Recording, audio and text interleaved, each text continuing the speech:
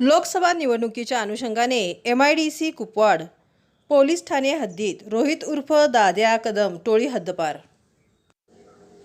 MIDC Kupwad police Thane हद्दीतील गुन्हेगार रोहित उर्फ दाद्या कदम टोळीस संदीप घुगे पोलीस अधीक्षक सांगली यांनी सांगली व कोल्हापूर या दोन जिल्ह्यातून 2 वर्ष कालावधीकरता हद्दपार आदेश पारित केला आहे। गुन्हेगारी टोळ्यांची दहशत मोडून काढून त्यांचे समूळ उच्चाटन व्हावे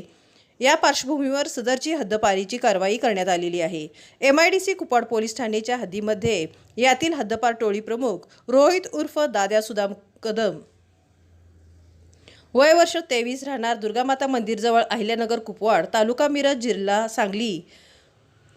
व टोळी सदस्य शैलेश तानाजी पडळकर वय वर्ष 29 राहणार अष्टविनायक कॉलनी विचारेमळा कुपवाड रियाज बाबासाहेब मुजावर वय वर्ष 35 राहणार विचारेमळा कुपवाड तालुका मिरज जिल्हा सांगली या टोळीविरुद्ध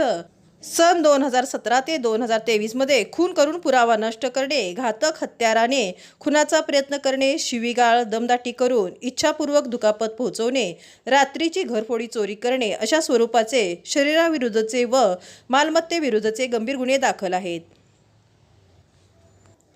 हे तिन्ही इसम कायदा न जुमानणारे आहेत। त्यामुळे या टोळीविरुद्ध महाराष्ट्र पोलीस कायदा कलम 55 अन्वये प्रभारी अधिकारी MIDC कुपवाड पोलीस ठाणे यांनी पोलीस अधीक्षक सांगली यांना प्रस्ताव सादर केला होता।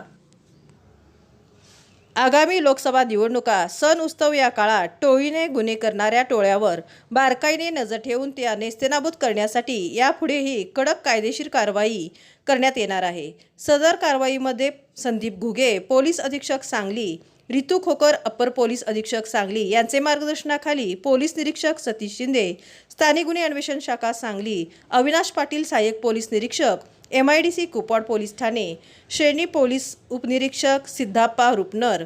पोलीस हेड कॉन्स्टेबल अमर नरळे, पोलीस कॉन्स्टेबल दीपक गट्टे, स्थानिक गुन्हे अन्वेषण शाखा सांगली तसेच श्रेणी पोलीस उपनिरीक्षक Rajendra Nalawade, police head constable Sandeep Patil, MIDC Kupwad police Thane यांनी सहभाग घेतला।